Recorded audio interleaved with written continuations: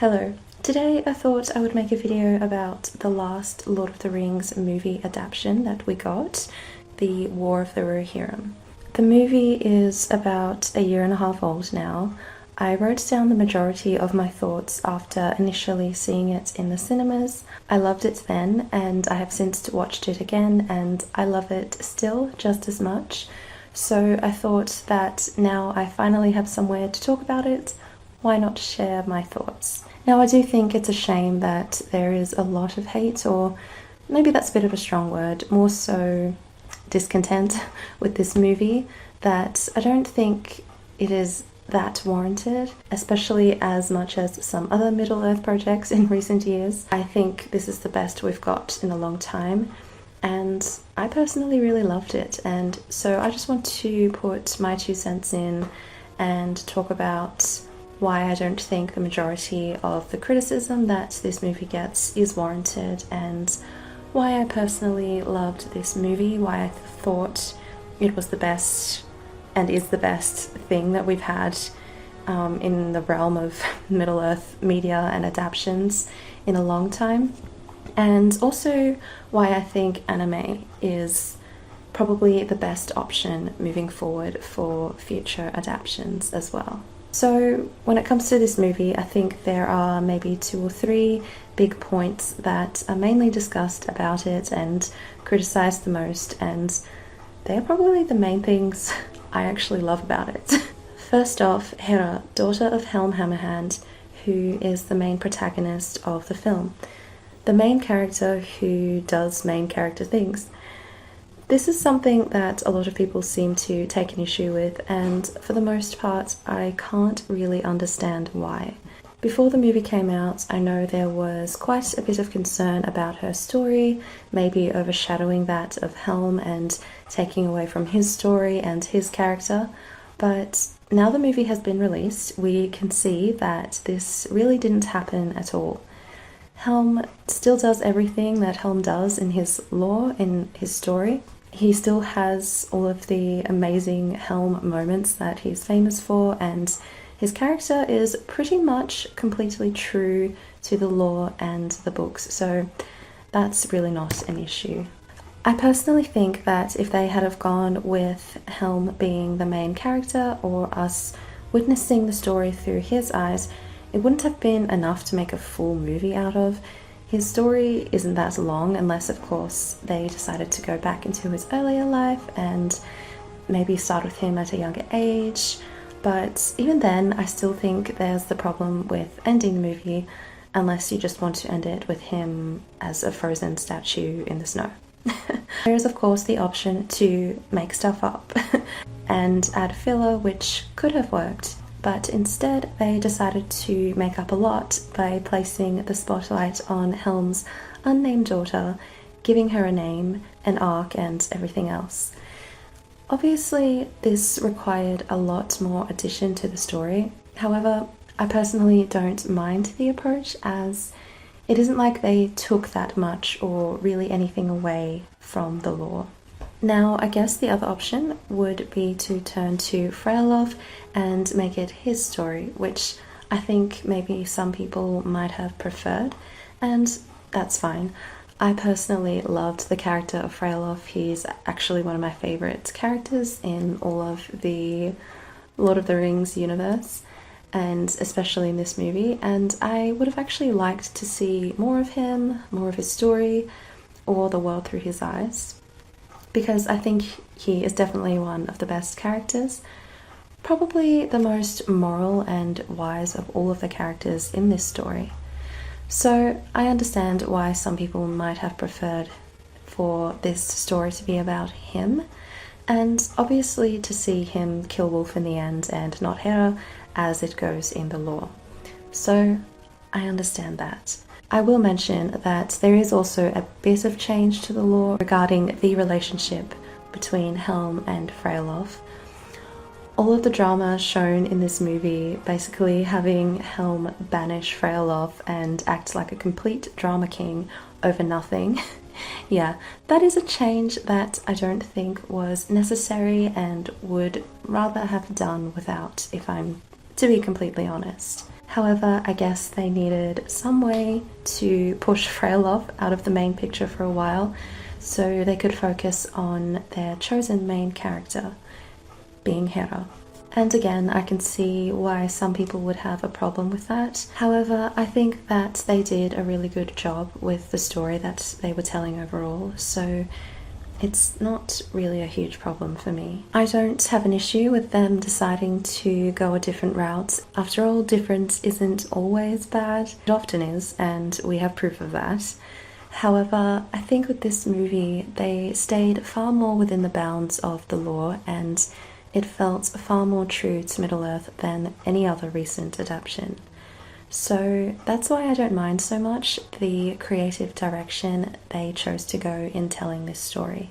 Yeah, they made a lot of stuff up, but I think most of it is believable, or at the very least plausible, and still pretty realistic and faithful to the world that it is set in. I think because Hera doesn't really have any lore or any story, as we know she doesn't even have a name in the books, I think it gives the writers and filmmakers a lot more creative liberty and general freedom to make the story about her and, again, just do something different. So one can argue that Hera being the main character might have taken away from Freyalov a bit and his actual role in the story, but at the end of the day I still don't really feel the need to complain about it because it didn't really take away from anything else or from the legend in general.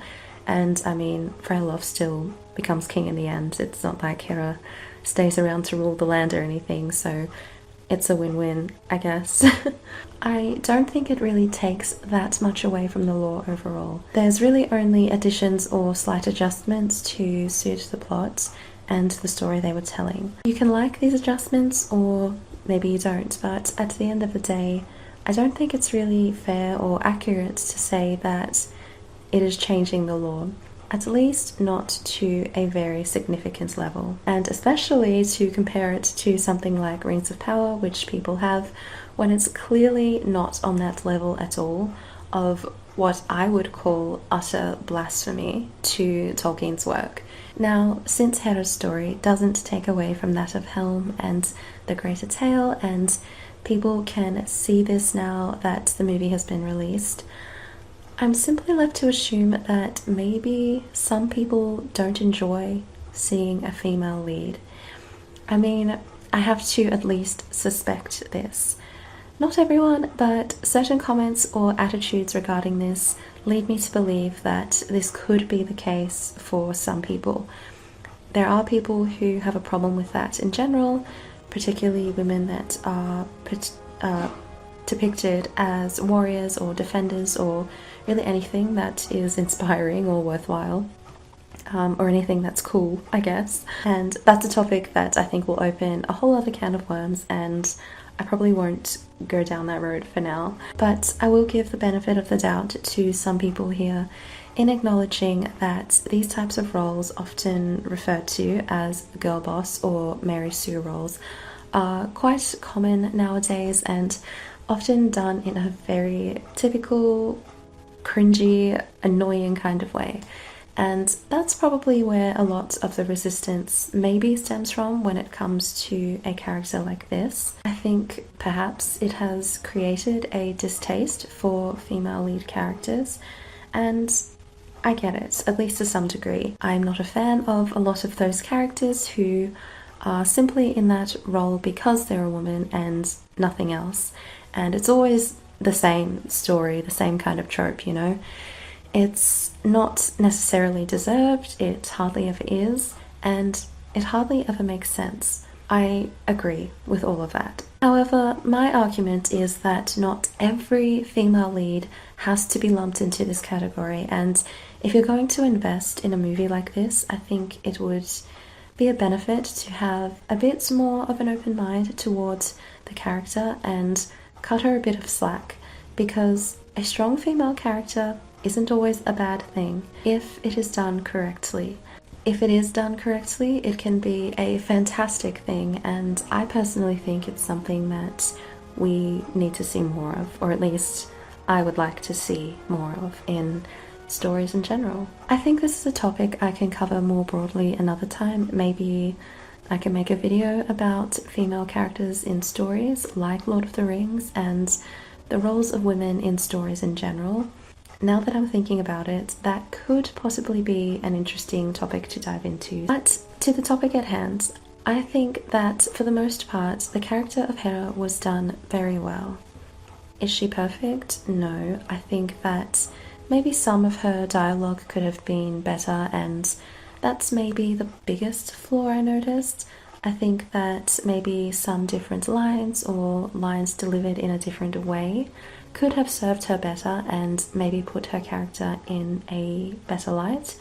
However, I do think that for a lot of the other characters as well. So maybe it's just a script thing, I don't know. Even if we don't get as much of an explanation as to why she is the way she is, which would have been nice, I guess, to get more of her backstory maybe, but I mean, perhaps being the daughter of Helm Hammerhand is explanation enough. She gets it from her dad. However, even without any such explanation or further exploration of her backstory and things, she's definitely not one of those female characters put there for the sake of being a woman and that's it. I can see characters like that from miles away, and to me, she's not that, and I think her story, although technically not lore accurate because it isn't in the lore at all, I think it's still a story worth being told. Now, even though I've sort of already mentioned this on the topic of lore changing in general, which seems to be another main complaint about the movie, there really isn't that much, especially not in comparison, again, to something like The Rings of Power. As a Tolkien fan, I can't even stomach watching the Rings of Power show, and to me, it has no relevance to the world of Middle-earth, and I don't see any reason to give it the time of day. I think The War of the Rohirrim is a massive improvement for something released in this modern day and age. When it comes to changes in lore or in character, I think it could have been a whole lot worse. In fact, we already know it can be worse. Again, the Rings of Power exists, so to compare it to that in a negative light, to say it's just as bad or something, is not fair, and I really don't think it's factual either. There were some random things put in there that seemed to have no other reason for being there other than the fact that they were recognizable, like Mumakil so far to the north. No one really knows why that is, but there are some interesting theories on it. A Watcher in the Water, also somewhere it shouldn't really be. At least we think that way. Personally, I thought there was only one, but maybe I'm mistaken by that.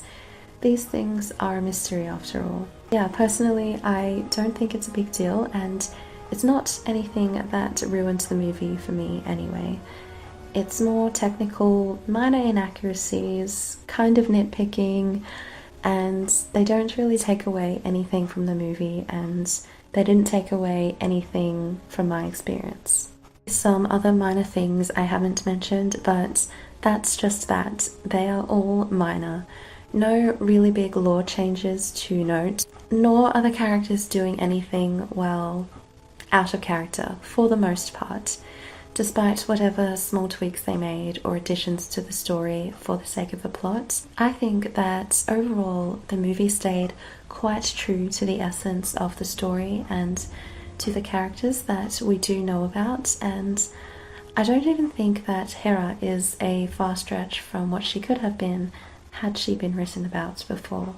What I really love is that this movie really does capture the essence of Middle-earth, particularly Peter Jackson's adaptations of it, which we are all so accustomed to and love. It feels like home.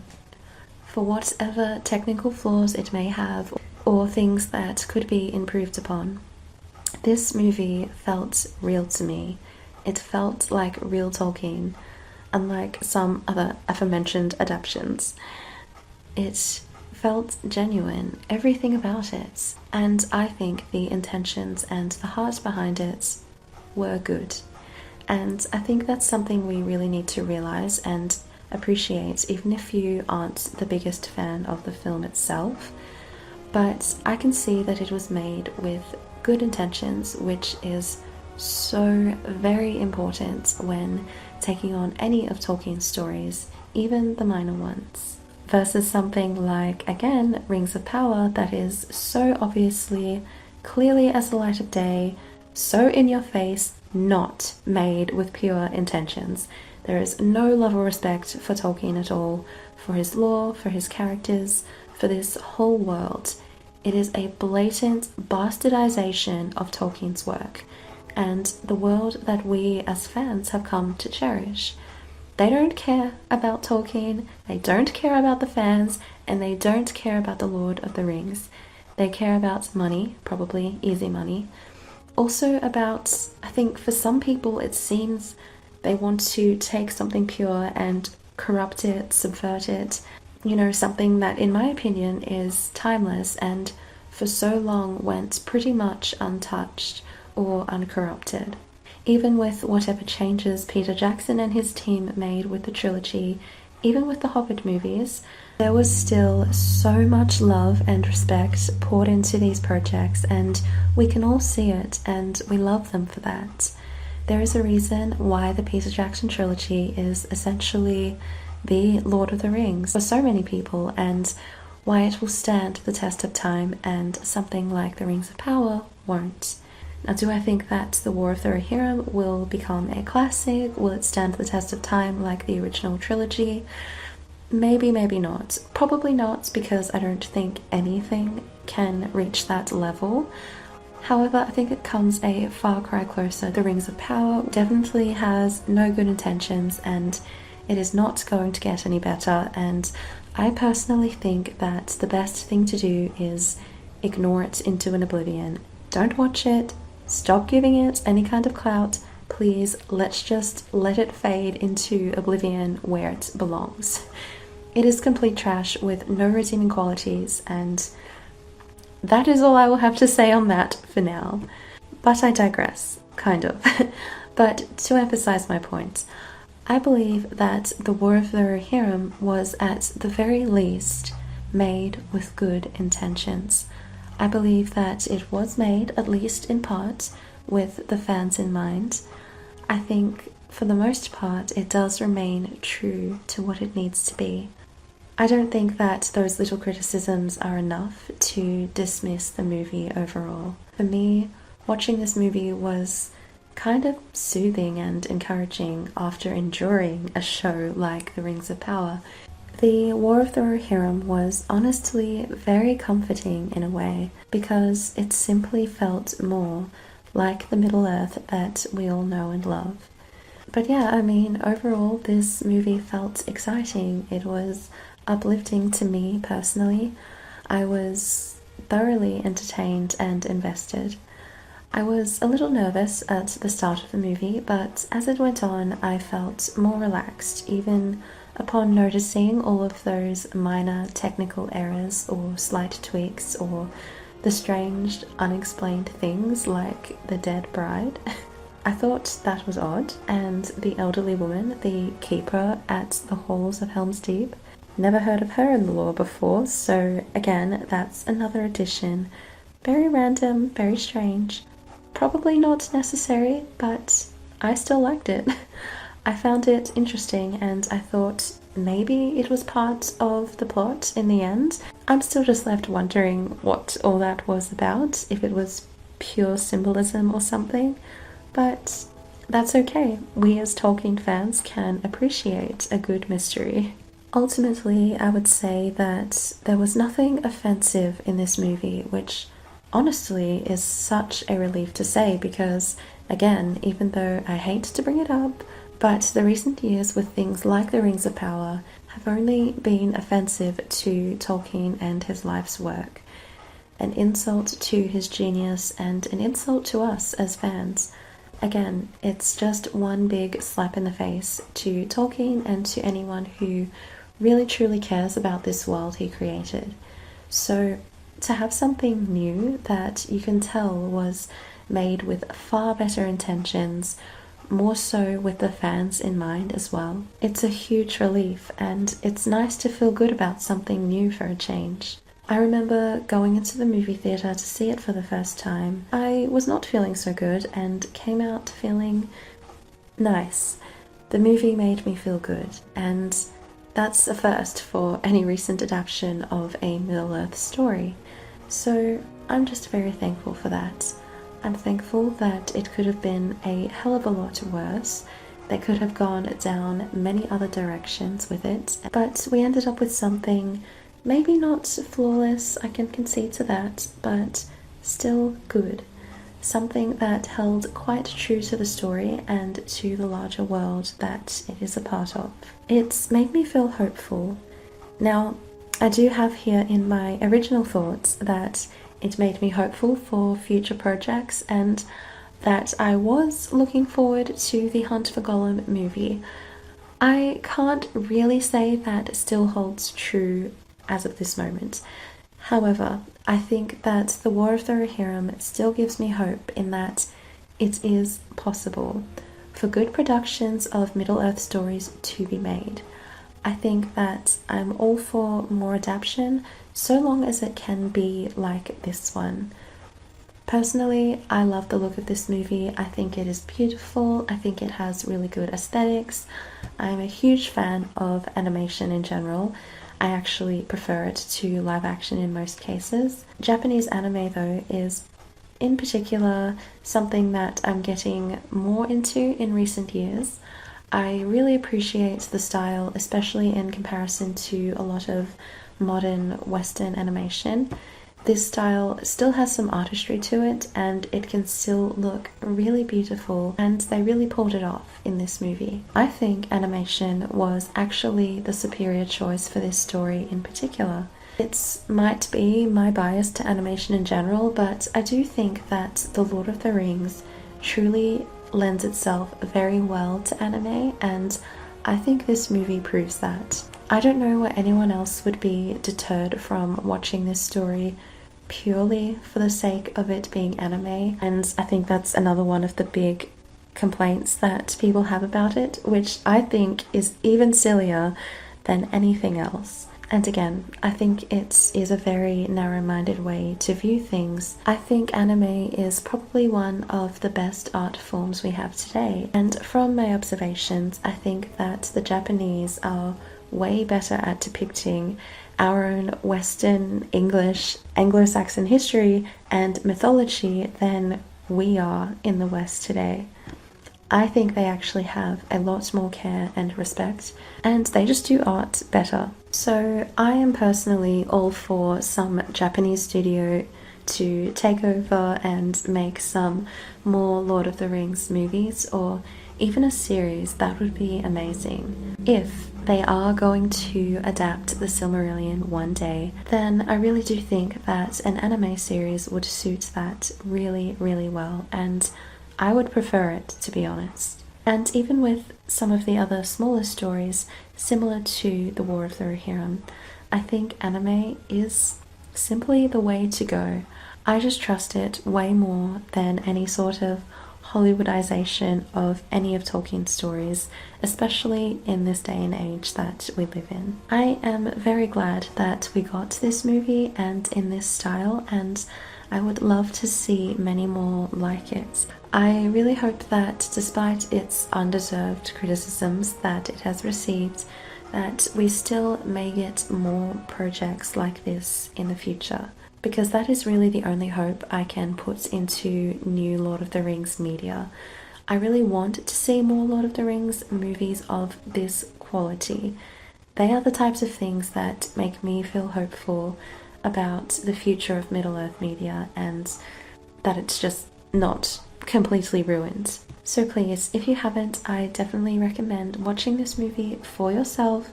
Don't let anyone else's view or any pre-constructed ideas get in the way or sway you. You don't need to love this movie or anything, but this is the opinion of someone who does love it, and that's my perspective, I guess. And lastly, I am not a movie critic by any means. I'm just someone who fell deeply in love with this world and its characters and the stories that have been told. And I think that this story was told very well, and overall, the movie did more right than it did wrong. And that about sums it up. That's my thoughts on the War of the Rohirrim, especially in comparison to the Rings of Power and maybe some other Lord of the Rings projects. But feel free to start a chat in the comments. Tell me what do you think about it, and as always, thank you for watching, and I will see you in the next one. Bye.